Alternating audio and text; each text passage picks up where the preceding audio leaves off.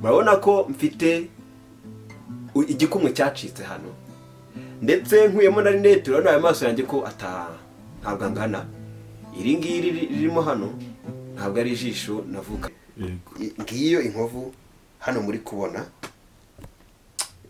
nta mugabo ugira isoni yego iyi nkovu mubona hano hari umwobo ndeba hasi noneho gutya mbona akantu kadasanzwe ako kantu nkareba nabonaga gasa na ampuru ndizera ko muyizi ariko nkabona na ampuru idasanzwe nkabona siyo mwitoroshe nkabona siyo mu modoka nkavuga ni ampuru ni bwoko ki ngira amatsiko reka nyitoragure ndebe ndibuka nyitoragura. Liberty speaking, the best field of study.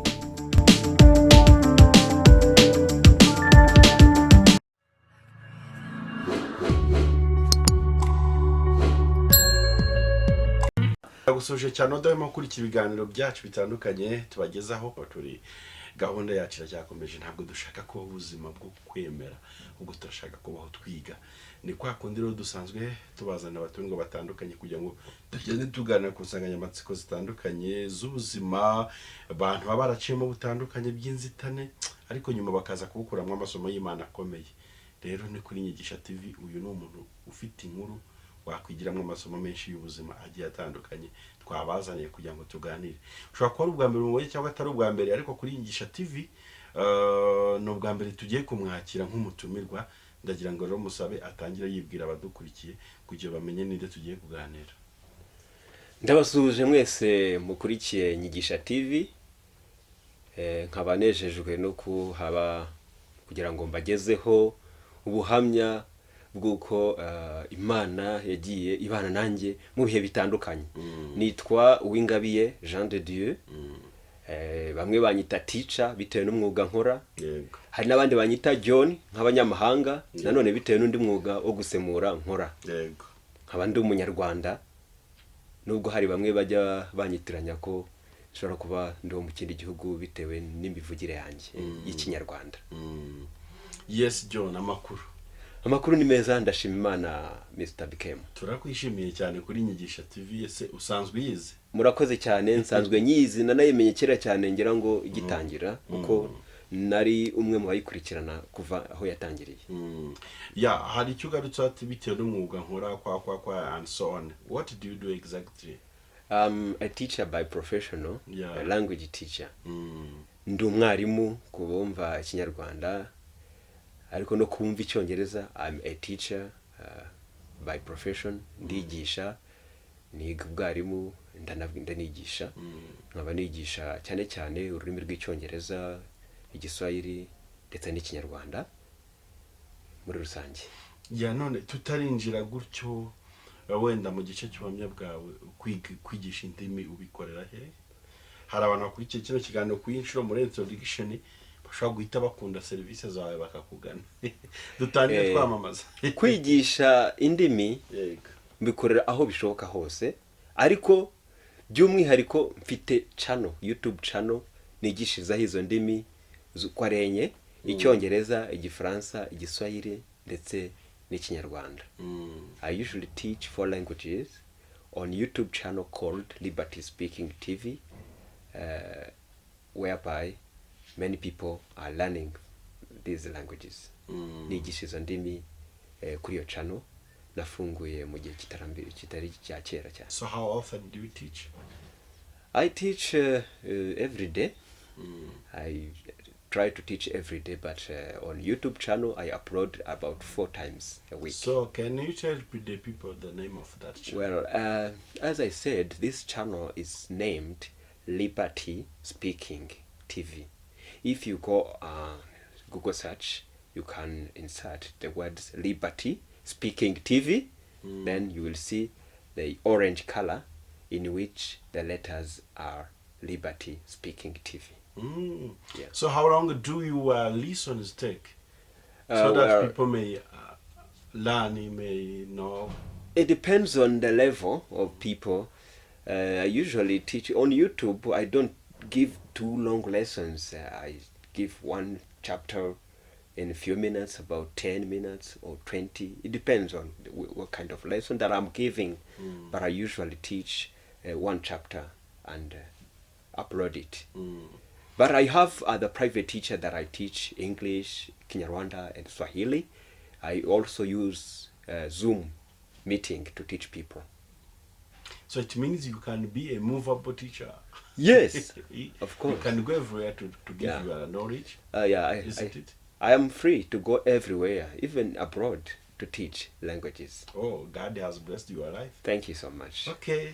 So we could continue in English, but many of us can't understand our language. Let us continue in In Kinyarwanda. the Kinyarwanda language, I know you have many vocabularies. No so problem. that you may help the people. Yeah. Yeah, turi kumwe na John, ngiye nkunda kumwita John, teacher, nyine n'umwarimu w'icyongereza, afite ubuhamya bukomeye cyane. Rero nyuma yuko ari n'umwarimu cyangwa na mbere yaho hari ibindi yaciyemo mu buzima bikomeye, muragenda mubona n'ibimenyetso, muri kugenda mubona n'ibimenyetso byabyo ku mubiri. Nibwo rero nifuje ko aza kudusangiza ubuhamya bwe, niyo mpamvu ngiye kumuha mikrofone kugira ngo atangire tuganirize. Ndagushimiye cyane muvandimwe Bukubiyemo. Nkuko umaze kubivuga, ndagira ngo nsangize abadukurikiye ubuhamya bwanjye, kuko hari benshi babona mfite amaso atangana, mfite urutoki gikumwe cy'igice, akibaza ati se byagenze gute, ni impanuka ni iki. Muraza kubyumva muri uno buhamya. Ndetse ndibuze no gukora ku ruhande rwanjye rwa gikristo, bijyanye naho nsengera ndetse n'umurimo makorera. Ariko kuko ari ubuhamya buganisha kuyoboka Imana, ndashaka kugira ngo mbanze nicishe bugufi nsenge. Ndagushimiye cyane Uwiteka Mana, muremyi wacu, mutanga bugingo bw'ukuri, kuko uri Imana itarobanura ku butoni. Ni wowe ushyiraho itangiriro ndetse n'iherezo. Uyu mwanya ngiye gutanga ubuhamya, ndakwinginze ngo mbe igikoresho cyawe, hagaragare wowe, ngewe mbure. Bisabye nizeye mu izina rya Yesu, amen. Ego, nkuko nabibabwiye, nitwa Uwingabiye Jean de Dieu. Navukiye mu gihugu cy'u Rwanda. Kuri ubu ngubu ni mu karere ka Kicukiro, muri komine, icyahoze ari komine Kanombe, ubu ngubu ni mu murenge wa Kanombe. Nakuriye mu gace kitwa mu Kajagari ka Kanombe. Amashuri abanza nyigira aho ngaho muri Kanombe, aho muzi ku izina rya Kanombe. Ni ikigo cyerereye hafi n'ikigo cya gisirikare. Amashuri abanza niho nayigiye. Natangiye kwiga amashuri abanza mfite imyaka 7. Navutse mu 1982, vuka ndi umwana wa kabiri mu rugo iwacu. Ubu rero nihuse, jenoside yabaye mu 1900 yakorewe abatutsi mu 1994, yasanze niga mu mwaka wa 4 w'amashuri abanza, bituma nyacishiriza senakomeza. Nkuko mubizi, twakwijwe imishwaro n'amasasu yavugiraga hirya no hino, ariko kubw'amahirwe RPA ariyo RPF iradutabara aho twari twugarijwe n'urupfu. Ariko ndashima Imana cyane yakoresheje RPF, ko ariyo dukesha n'iri terambere turimo. Ubwo rero genocide imaze kurangira, nakomereje amashuri yanjye ahitwa ku Giporoso, Remera Giporoso, mu itorero rya Protestant. Ubwo nakomeje umwaka wa 4. Narangije amashuri abanza mu 1996, maze nsinda ikizamini cya leta, njya kwiga mu rwunge rw'amashuri rw'Irambura ho ku Gisenyi, mu bahungu n'abakobwa. aho ni mu cya 1997. Ushobora kundeba mfite igara ritoya ukibaza utese ko numva ari kera cyane uyu muntu kuko imyaka niyo. Ubwo rero buri muntu agenda akura mu buryo butandukanye, nicyo cyabiteye. Aho rero nahize umwaka umwe muri cya 1997, ariko nkiga mu bihe bibi by'abacengezi bakundaga kwibasira utwo duce, maze ntibyankundira ko makomereza. Ubwo rero nahavaga bitewe na mikoro make cyane ababyeyi banje bari bafite, nari ndi mikirano cya minervare, bituma indangamanota yanjye nyisigayo. Kuyisigayo ntabwo nashobora gushaka irindi shuri, ahubwo nicaye mu rugo kuko ntabwo nari kujya gushaka ishuri nta ndangamanota mfite, kandi icyo gihe hari ibibazo by'imirwano cyane ku buryo ntawashobora gusubirayo. Rimwe na rimwe imodoka abacengezi barazitwikaga, bagatangira abantu bakabica, ariko Imana yagiye indinda muri izo ngendo zose. Ubwo rero muri uko guciciriza, negera umubyeyi wanjye ndamubwira nti rero sinakicara gutya ngo ntegereze ko umwaka uzarangira mbone gusubira kwiga, shakira icyo nkora. Nahise mpinduka kanyamagi, ntangira gucuruza amagi. Nari umwana w'imyaka 15. Ndibuka apangiye ampereje icyo gihe amagi yaguraga ngira ngo agature kariya kaguraga mu 1,100, igi rimwe icyo gihe ryaguraga igice cya 50. Ntangira gucuruza amagi, nkazanyazereza hano mu mujyi, ariko nkaba n'umuntu wigirira icyizere, abakiriya nkabona cyane. Ku munsi nashobora gucuruza uduture tubiri tw'amagi. Nuko rero muri uwo murimo wo gucuruza amagi nkagira igikundiro cyane. Ariko ubwo nacuruzaga amagi nanone, kubera nari umwana, navaga gucuruza amagi bwaho kubaganye bw'abana bukaza, ngacokoza ibintu nkagira gute. Aho John wari ufite nk'imyaka ingahe niba ubyibuka utangira gucuruza amagi? Nigeze kubivugaho, nari mfite imyaka 15. Aho ngaha hari mu mwaka w'icya 1998. Kuko nababwiye ko nari ndangije umwaka wa mbere mu mashuri yisumbuye mu rwunge rw'amashuri rw'Irambura mu bahungu n'abakobwa. Muri uwo murimo rero nakoraga wo gucuruza amagi, ndabyibuka hari mu kwezi kwa 6 ku itariki ya 4. Ndibuka n'umunsi hari kuwa nyuma.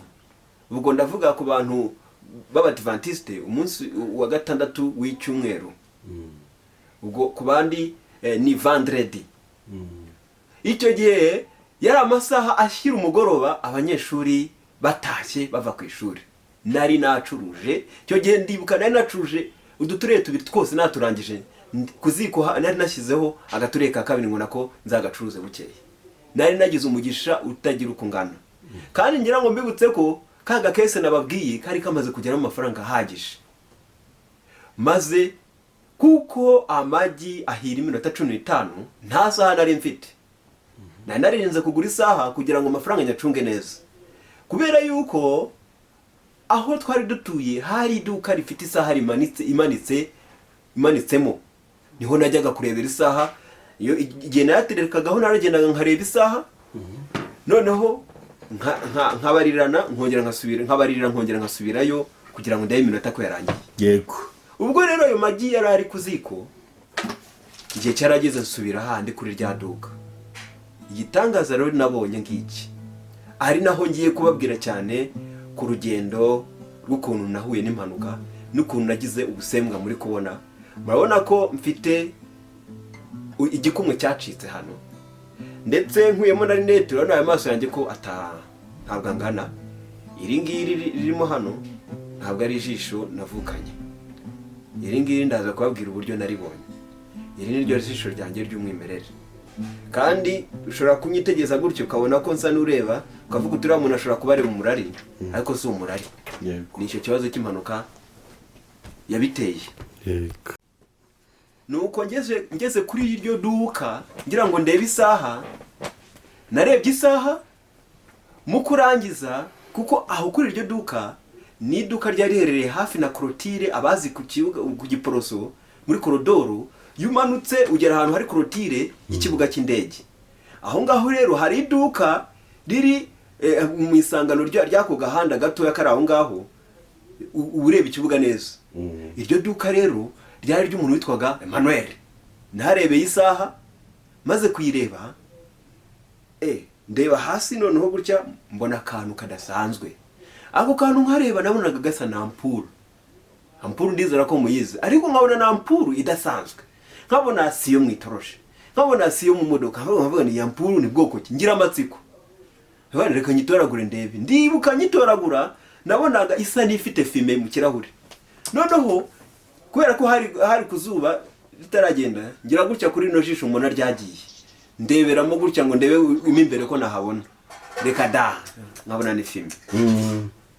Maze ndavuga nti rero iya mpuru ishobora kuba yaka cyane, uwayitoragura uwayijyana maze nkayicana nkareba ko yaka. Rimwe na rimwe najyaga nkuko nababwiye najyaga ngira ubukubaganyi, ariko nkagira ubukubaganyi nshaka kugira icyo ngeraho. Noneho nkafata amabuye, naguraga amabuye mashya. Ari amabuye yajyaga muri radio kera yitwaga pire. Za tijeri murazibuka. Icyo gihe rero naguraga amabuye mashyashya ntayafunukuza, maze nkafata iriya mpuru yo mwitoroshe nkayifungiraho mu bipapuro, nkafata urutsinga nkaruhambiraho ku mabuye hano, urundi nkaruhambira kuri ya mpuru nkabiterekaho, kuko mu nzu yacu nta muriro wabagamo. Nkatereka ku kabati maze ampuru zikancanira ukagira ngo hari amashanyarazi. Ubwo nabwo bwari ubukorikori nivumburiye kugira ngo mbashe gukora akazi kanjye neza. Iyo mpuru rero nahise mvuga ni ishobora kubitanga urumuri ruruta rwa zazindi. Ndayijyana. Noneho ubwo amagi yaragejeje igihe cyo gushya nenda kuyakuraho ngabanya umuriro. Muri ya minota yanjye. Ndagenda ninjira mu cyumba. Mu cyumba cy'ababyeyi banjye harimo tiruwari ya papa wanjye yabikagamo insinga duto cyane, niba muntu dutsinga duto cyane tunanutse. Dutsinga dukoreshwa abatekinisiye barazizi. Yego. Maze ndagenda mfata urwo rutsinga. Nari naguza amabuye aho ngaho. Abana rongeye kureba ukuntu nampuru yaka. Nabikoreye mu cyumba cy'ababyeyi banjye. Nuko nayafatishije kino kiganza mubona. Ndayafata ho ntabwo nahise mu gipapuro, nayafashe ndayegeranya. Iki kiganza mubona cyari gifatishije akutudutoki twari dufatishijeho ampuru nayitsindagiyeho. Noneho kino kiganza mubona hano cyari gifashe urutsinga. Iki ngiki kindi nicyo naje nkoreshaho ya ampuru kuri wa mutwe usigaye. Nzana urutsinga rwarundi rwasigaye ndaza iyi ampuru yari ifite utwuma ku ruhande, kamwe hano akandi hano. Noneho nge ntabwo nakojeje ku twuma twose, nakojeje kuri kamwe. Nakojeje kuri ako kuma karengaho. Nkojejeho nkoresheje kino gikumwe cyari kikiri kizima. Naherutse nkoraho sinamenye ukuntu ibintu bigenze. Narazanye gutya nkojejeho nkuko muzi grenade turika. Iraturika, ubwenge buragenda. Ubwo rwa rutsinga nari mfashe rurataruka ruhita rutobora hano kunda. Na hano hari inkovu ntabwo ndi wibereke, ariko irahari. Ruratobora ruza hano kunda. Ubwo yari grenade. Mu byukuri kubera ko urabona hano naho hari inkovu n'utu fragment, kubera tuno tutwekara ampuru se igira ikara simbizi. Ubwo niyumvishe ko ushobora kuba ari grenade, ariko isa nk'uko ampuru imeze, kuko aho yakubise umupira warashwanyutse urashya, haranukaga byinuka cyacyotse nk'icya grenade. Noneho nari nambaye umupira w'imbeho, hano haratoboka. Nta kibazo, nta sone mfite hano. Ndabereka ku nkovu ayizuminge. Ngiyo inkovu hano muri kubona. Nta mugabo ugira isoni. Yego. Iyi nkovu mubona hano hari umwobo. Nuko rwa rutsinga ruragenda rwinjiramo. Rumaze kwinjiramo rwari umweru. Yego. Ubwo nyange nikubisa hasi sinamenye ukuntu ibintu bigenze. Numvise ndi gusakuriza ahantu ndapfuye. Icyo gihe papa wanjye yaravuye ku kazi.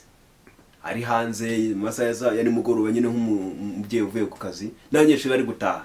Ndibukana umuntu wanjye witwa Eric. Nawe yari hanze ari kumwe na papa. Ariko nta bandi bana bari bakahagera. Maze yumva urusaku. Tubaye iki mwana wanjye baye kibigenze bite ukoze biki? Niye wari ampuru nazanye hano nuko ndagerageza kwicana. None iraturitse. Ampuru. Ubwo ndi kuvuga ampuru. Ariko araza amaraso adudubiza ari menshi cyane. Icyo gihe bikimara kuba n'iri jisho rimwe naberetse byahise bikubitamo, havagamo amazi n'amaraso.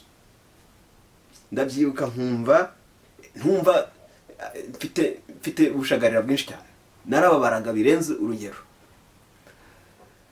Maze aho ngaho biteye agahinda, maze arambaza ati use koko impanuka ugize nta mafaranga? Nabwandiraga amafaranga narayabitse mu gakese, nari umuhungu uzi ubwenge.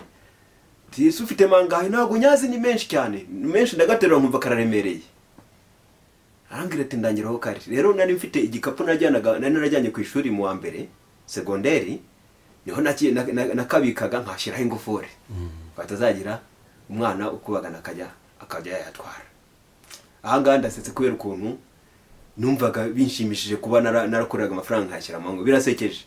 Nayashyize mu gikapu, nashyiraga ako gakese mu gikapu nkashyiraho ingufuri nkigendera.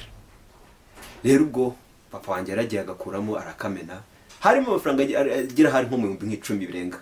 Icyo gihe ari menshi, bivuye mu magi nagendaga mbika.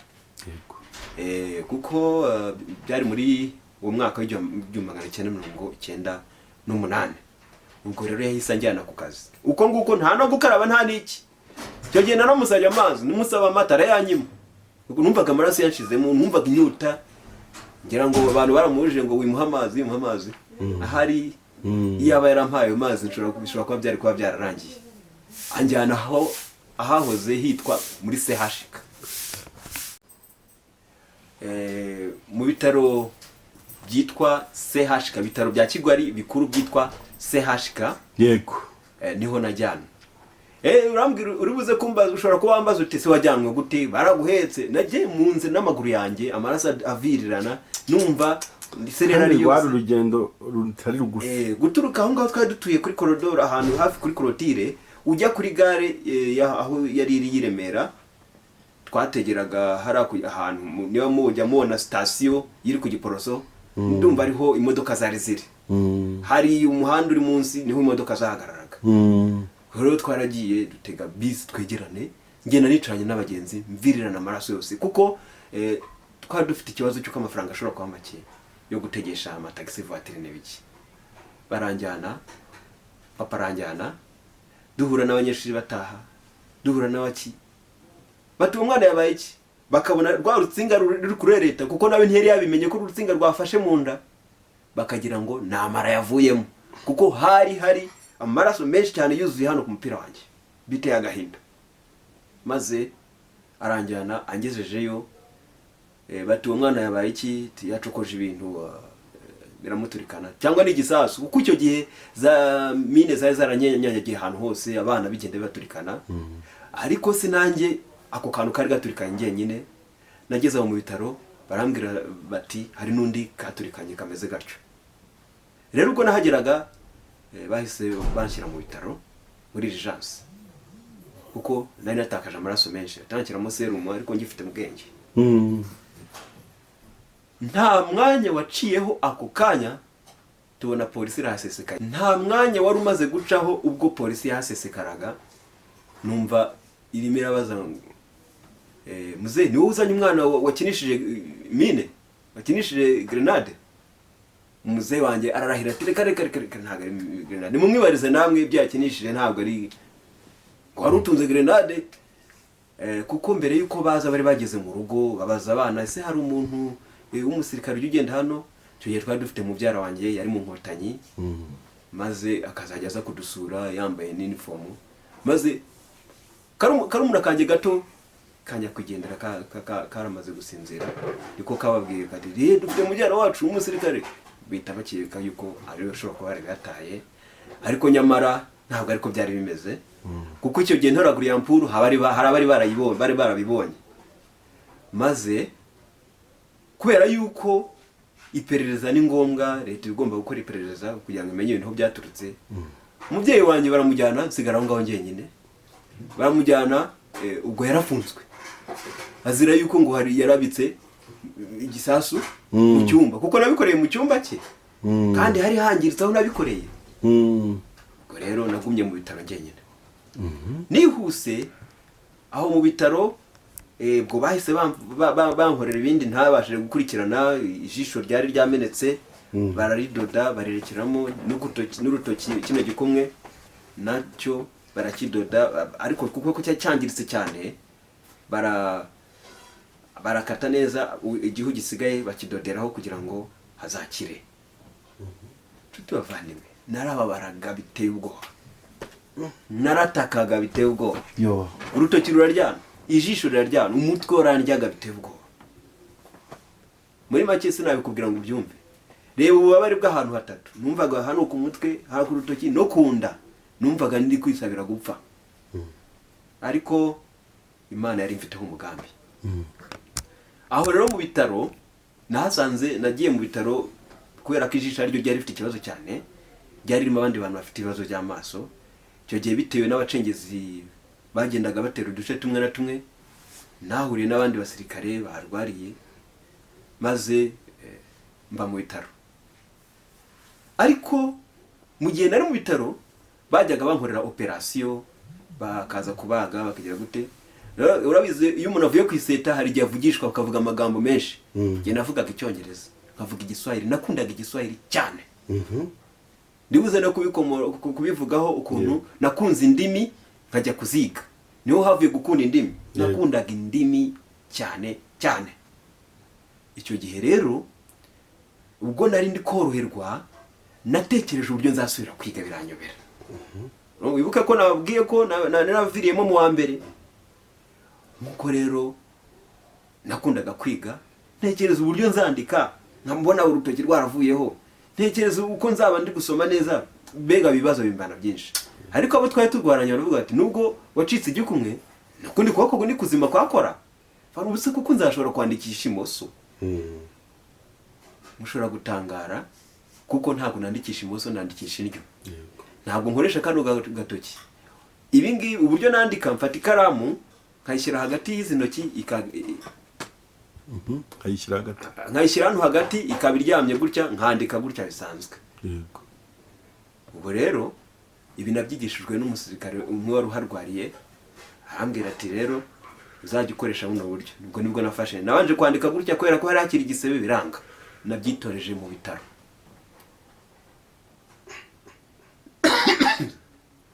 ubwo rero bansezeraga mu bitaro nari mazemo ukwezi kurengaho iminsi mikeya mu mpera z'uko kwezi kwa gatandatu matariki 29 gutyo njya mu rugo ntugire ngo rero naragiye ndicara nagiye nsubira gucuruza ya magi yego kugira ngo nongere mbona andi mafaranga kuko ayo ngabo yari yaragiye mu bitaro ariko nubwo mwumva nari ndi mu bitaro ntago ayo mafaranga ari yo yandiye yonyine navuyemo kuko papa wanjye bari baramufunze mama wanjye nta kazi yari afite yaracuruzaga ariko adafite amafaranga ahagije yo kunyishyura ibitaro barandekuye gusa kuko bari babonye ko nta muntu mfite unyitaho kandi na kese yanjye bari bayizi nshuti bavandimwe mu gihe nari naravuye mu bitaro ndi gucuruza amagi nahuye kuko nari mfite icyifuzo cyo kujya kwiga nahuye n'umuntu umwe wize kuri cya kigo we warangije ahuye n'umuntu angira inama yo gusaba ishuri mu cyahoze kiri inspection d'arrondissement aho bakurikirana iby'uburezi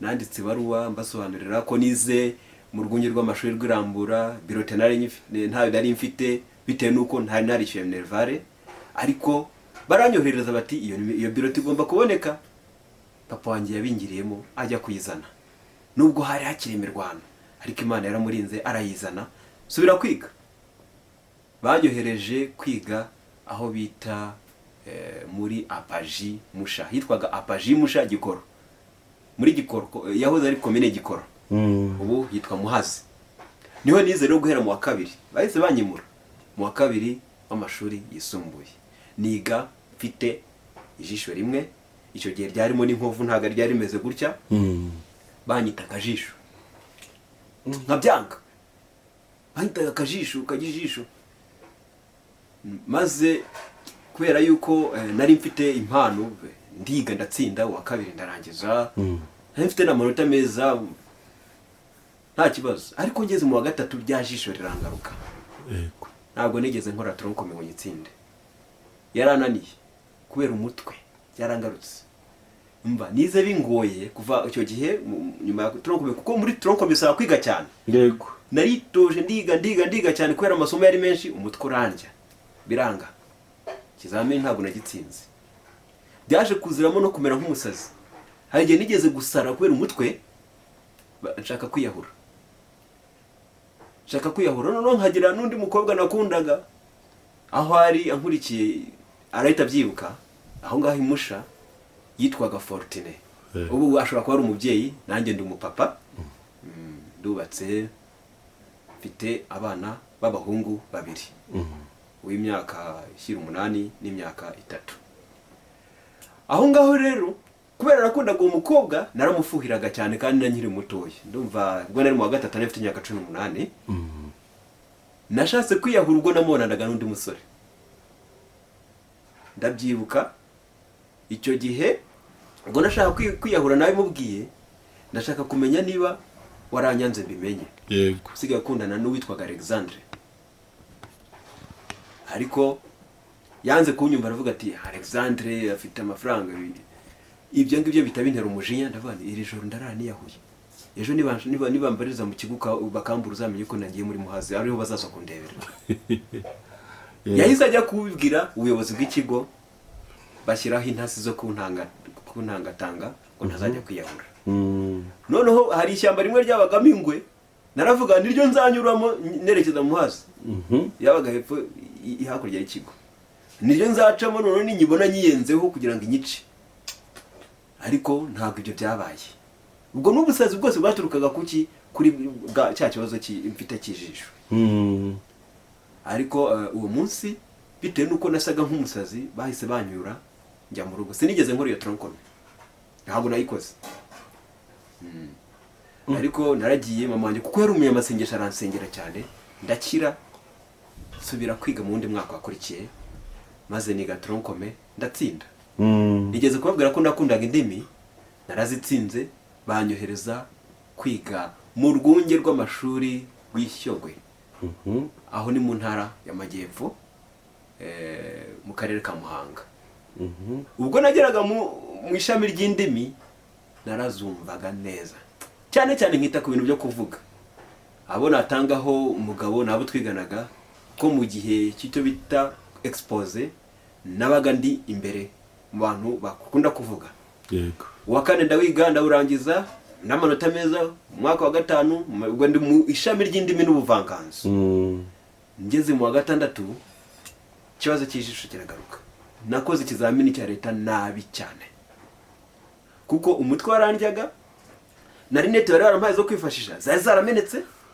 ikizamini nakigiyemo meze nk'impumyi ntabona neza yego nkora ikizamini nkazajya nkora ibyo nshoboye bitari byinshi nkahita ndepoza nkubika umutwe ku rupapuro kubera umutwe ariko ndashima Imana kuko ubuhamya burashyira iyobokamana ndashima Imana kuko mu mwaka wa 2005 reka ko mu mwaka wa 2005 ubwo ibisubizo by'abatsinze kizamini byasohokaga naratangaye cyane nasanze ikizamini cya leta cyo mu gatandatu kizamini cya leta gisoza amashuri yisumbuye nkuko nabibabwiye nigaga mu ishami ry'indimi n'ubuvanganzo mu by'ukuri ntabwo nakoraga ibizamini ngo mbirangize neza hari ibibazo bimwe nagiye ntaruka ariko icyo gihe ndibuka bari bafatiye ku manota rimwe n'ibice 7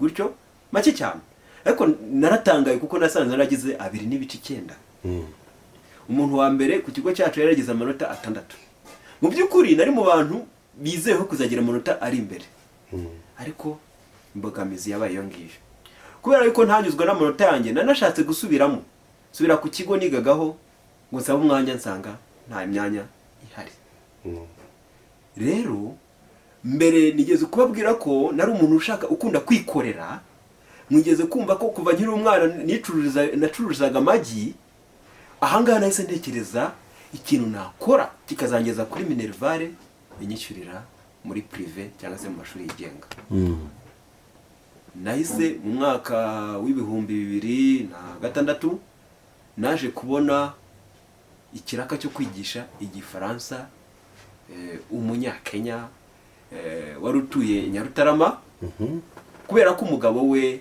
yaragiye kujya gukorera muri ambasade y'Abafaransa, yaragiye kujya gukorera mu Bufaransa.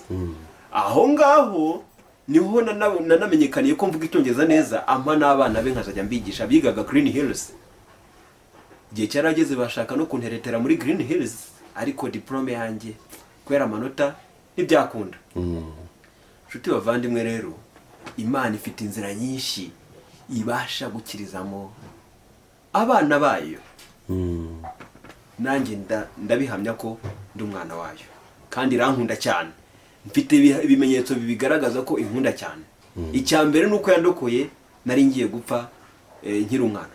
Nyuma kuko nasengeraga mu itorero rya Pentecote muri ADPR y'i Remera, nyuma naje kubona ikiraka cyo kwigisha abapasiteri icyongereza. Kwigisha abapasiteri bimpesha ishuri muri za Gardienne bari bubatse aho ngaho. Nkazajya rero mfata ibyumba nkabyigishirizamo ku buntu. Nimugoroba natanze amatangazo, abanyeshuri baraboneka. Icyo gihe natangiranye n'abanyeshuri 7, nabacaga 5,000. Ayo mafaranga rwose ndayishimira, ndavuga ni Imana ushimwe nkiri umusore.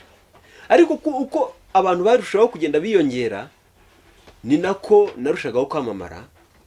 Nza kugirwa inama yo kwimuka nkava aho ngaho, none nkabigira umwuga, nkazajya nkora no ku manywa. Kuko rero ntangiye kuzajya nakira abanyeshuri bashaka no kuzajya biga mu gitondo. Nimukiye muri stade rero, nagiye kubaririzamo icyumba, mpasanga umugabo wigishamo computer yitwaga Methode. Aho ngaho musabamo umwanya, yari afite ibyumba 2, akatamo 2, amamo 1, nkazajya mwishyura. Ubwo rero nahise ntangira ishuri, babandi ndabimukana, bitashyiraho n'amatangazo, mbona abandi banyeshuri. Reka mabwire nshuti bavandimwe, nabonye abanyeshuri benshi ku buryo buri muntu wese yazaga muri stade avuga kwa Teacher John ni hehe. Nigishaga icyongereza mu buryo bwiza. Ndi no mu bantu ba mbere babashije kwigisha ikinyarwanda abanyamahanga baturukaga mu gihugu cya Canada, barakimenya neza, bakazajya babasha kuganira n'abandi baturage bo mu Rwanda mu buryo buboroheye. Ahangaha muri stade nari mfite abanyeshuri benshi, nibura ngereranije abanyeshuri bose ku munsi bari nka 60, kuko muri classe habaga harimo abakeya ni 15. Ariko bitewe n'iyo stress yo kwigisha cyane, naje kurwara seremenage, kuko nakoreshaga imbaraga nyinshi, nakoreshaga ubwonko cyane. Igihe cyaje kugera, bitewe nuko kwamamara no kumenyekana, nza gutangira kuzajya njya gusura n'andi matorero asenga mu cyongereza. Ubwo rero narambutse manuka hariya hepfo no ku Gisimenti, hagana hepfo gatoya hateganye n'iri etage ya Nkubiri, hari itorero ryitwa All Nations Christian Church. Nagiye kubasura. Ahangaha ngezeyo nahasanze abanyamahanga gusa, ariko kubera nari nzi icyongereza ndaterana. Muri icyo gihe rero najyagamo ntago ari nge munyarwanda ngenye naruzimo, hazamo n'abandi banyarwanda baje guterana, maze bakaza ariko batumva icyongereza, ariko pasiteri yabaza akabona ntibumva icyongereza. Igihe kimwe, kuko umusemuzi nahasanze yari waturutse Uganda avugamo n'ikiganda, amagambo amwe namwe, bituma nanjye mbasha guhabwa amahirwe yo kuzajya nsemura mu gihe atabonetse, cyangwa se mu gihe bampaye umwanya.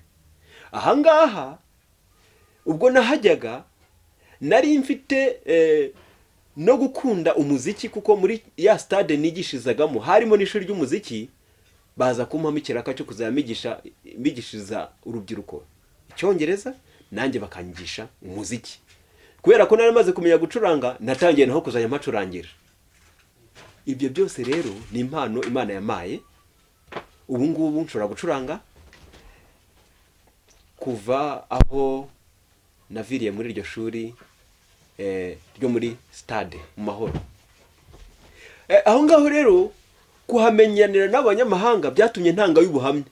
Ubwira yuko nahuye n'impanuka, ariko ijisho barekeyemo ryari rikiri inkovu, amafoto sinyafite mbameretse, ariko bikantera umutwe udakira.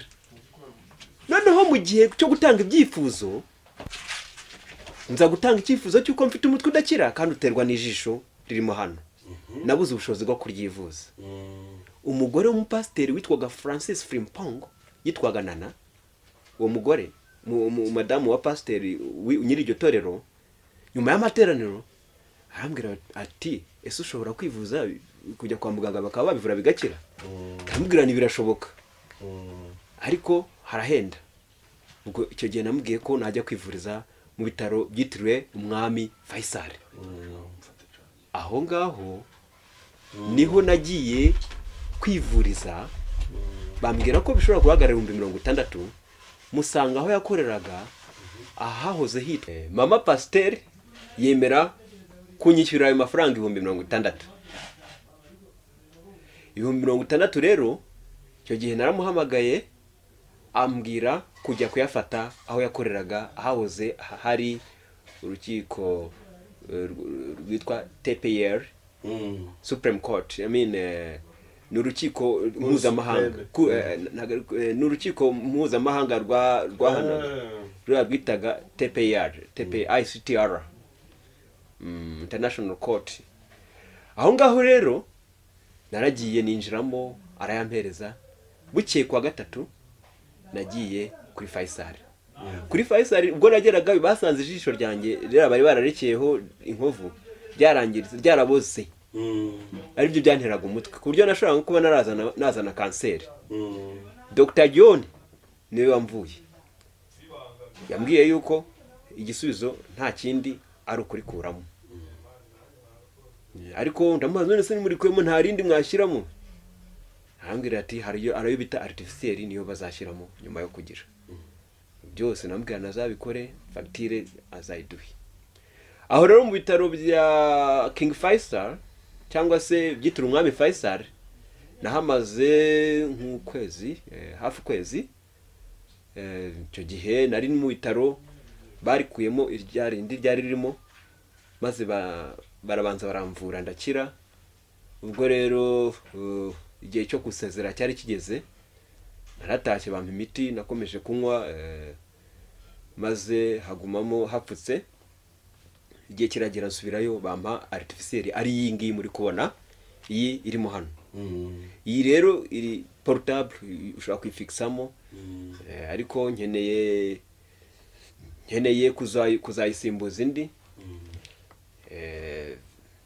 Amikoro yagiye ambera imbogamizi, ariko igihe kizagera wenda nzabashe kurisimbuza irindi. Nshobora kujyayo ubu ryarashaje. Reba ibaze nawe iyi artificiel yo muri 2008 ngifite. Artificiel yo mu 2008 urumva ko irashaje, nshobora kugenda bakampa indi n'insimburangingo. Yego. Ariko nshuti bavandimwe, nubwo nkoresha iri jisho rimwe ndabona neza, nta kibazo nongeye kugira, nta mutwe. Izi rinete si iz'amaso, nizo nambara kugira ngo gusa mproteje ntaba natokorwa, maze bikambuza umutekano.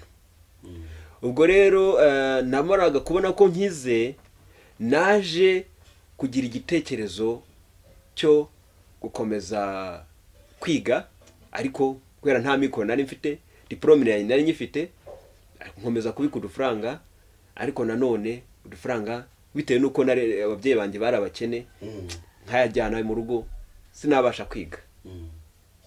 Nubwo mwumvise nari mfite ubumenyi bumeze gutyo, narigishije abanyamahanga, abazungu, nabigishije abantu b'ingeri zose. Ndibuka ko n'abasenegale baraje, abo muri Brazil baraje, nigishije abantu benshi indimi. Ubu ugiye ku isi ntago habura umuntu nigishije. Bamwe nabigishije Igiswahili, Kinyarwanda, Icyongereza, Igifaransa. Nakoreraga muri stade, niho bambera umugabo. Amateka yanjye yose hariya barayazi. Muri icyo gihe rero namaze kuva mu bitaro, nongera nkomeza umwuga wo kwigisha nk'uko bisanzwe. Abanyeshuri ndababona benshi. Mu 2009 muri rya torero nababwiye gitwa All Nations, nahuriye n'umunyamerikakazi witwa Melissa Harriman. Yego. Uwo Melissa Harriman nza kumuhuzwa n'undi umubyeyi waturukaga mu gihugu cya Fiji witwaga Ingredient, maze amunsabiraho akazi ko gusemura. Uyu munyamerikakazi w'umukobwa yari afite umushinga agiye gutangiza isherongi wo kwigisha urubyiruko rwaho rw'imfubyi bireraga. Icyo gihe nagiye kubasemurira, naramusemuriraga igihe yabaga ari kubigisha ibijyanye no gufotora no kwihangira umurimo, nkongera nkabasemurira igihe bari kuvuga ubuhamya bwabo. Icyo gihe nakoreraga amafaranga ahagije inshuti. Ndibuka najyagayo 2 mu cyumweru, ariko mfite n'ishuri ryanjye nasize umuntu uri kwigishamo nkamuhemba, maze akampemba 80,000 ku kwezi. Igihe cyarageze kontra yo gukora n'uwo muzungu irarangira, ariko ahita nsunikira undi nawe witwa Richard. Ngira ngo aho hari azakurikirana no buhamya nubwo atumva ikinyarwanda, nzabuvuga no mu cyongereza no mu zindi ndimi. Maze Richard ampereza akazi aho nahuriye na nyakwigendera witwaga Moses Mwesigwa, ari nawe wampuje nabo, maze mpakorera igihe kingana n'umwaka. Buri muntu wese twatandukanaga yahitaga ampereza abandi. Muri makeya mfite uburambe mu gusemura, mfite n'uburambe mu kwigisha indimi. Gusemura nawe tangiye mu 2009 na n'ubu ndacyabikora. Rero mu guhura n'uwo Richard Smith byatumye menyana n'undi bita Tina Harriman. Naje kumusemurira muri mu muryango we witwaga Mugisha Ministries. Ubwo izo zose ni experience zanjye. Abo nabo nagiye nsemurira. Nyuma yaho naje ndasoreza ku kigo umuryango darane nyugu witwa NGO y'abahorande yitwa CC Jobs. Uwo wayishinze ni umuhorande, twahuriye mu Migina ku ishuri ry'umugabo bita Vedast. Ubwo yazaga kwiga ikinyarwanda, ndi umukozi w'uwo Vedast, maze biza kuvamo n'akazi, ampereza akazi njya kwigisha urubyiruko, yaraje gutera inkunga. Nshuti bavandimwe, hari byo nahinnye, nagira ngo nsoze mbabwira yuko aho nigeze kubabwira ko nari umupantekote, nkajya no muri ayo matorero. Ushobora kuvuga uti hari yarahinduye ajya muri dini, nibyo narafatanyaga, ariko no muri ADPR nkasengera. Mu mwaka wa 2011 nibwo nafashe icyemezo cyo kwinjira mu Adventiste. Adventiste umunsi wa 7 mu kwezi kwa 10. Ubwo nari naragushijwe n'ibiyobyabwenge, nanywaga ibisindisha ndetse nkakora n'ubusambanyi. Rero aho nafata icyemezo cyo kujya mu Adventiste nuko muri cyagiye nawaga inzoga, baranyegeraga bakambwira ngo inzoga ni ibisindisha, bakambwira ububi bwazo, bakananyigisha kwihana no kubabarirwa. Nafashe icyemezo cyo kujya mu Adventiste kuko umudventiste wanyitagaho yanyeretse urukundo. Icyo gihe mu gihe nari muri ubwo businzi, naho ndi muntu wamenye ibyo nari ndimo. Mbona rero abadventiste banyeretse urukundo, baboneka nigireyo. Uwo mugabo rero yitwa Nepo, ubu ni umuzamu ku rusengero rw'Abadventiste rw'Inyabisindo.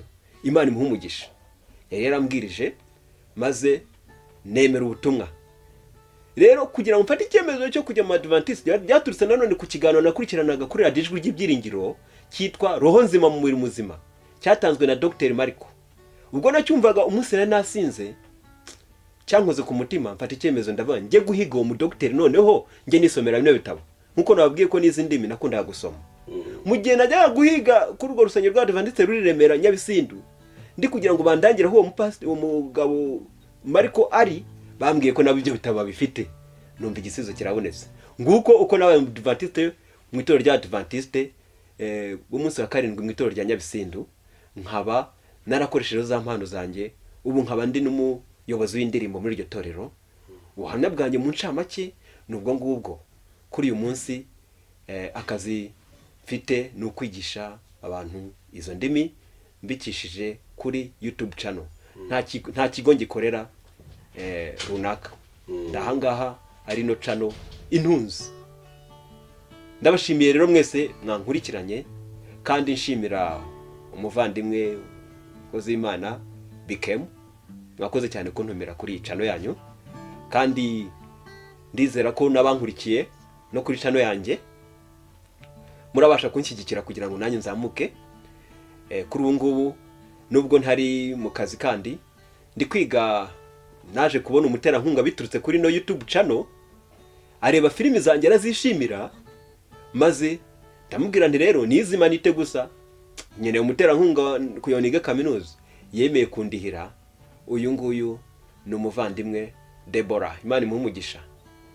Ubu ngubu arandihira, nkaba ndi kwiga muri Mount Kenya mu burezi, ndi muri bachelor's degree, nkaba ndi kwiga indimi, Icyongereza n'Igiswahili.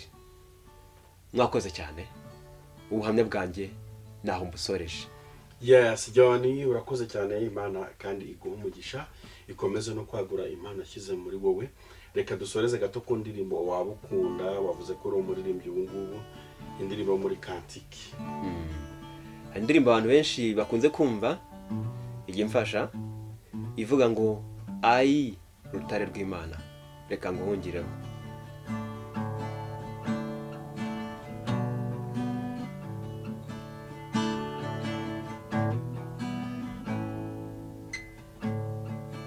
Ayi rutare rw'Imana, reka nguhungireho kubw'imbabazi zawe, kera waramenewe, none ubu wihishemo umujinya w'Imana. Ibyo twakora byose n'umwete wacu wose, n'agahinda gasaze, n'amarira adashira, byose ntibyashobora kudukuraho ibyaha.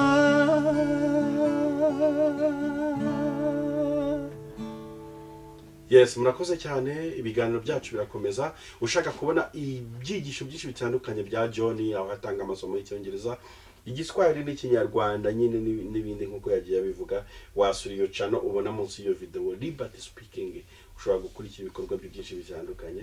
Murakoze, nakagaruka. Liberty Speaking, the best field of study.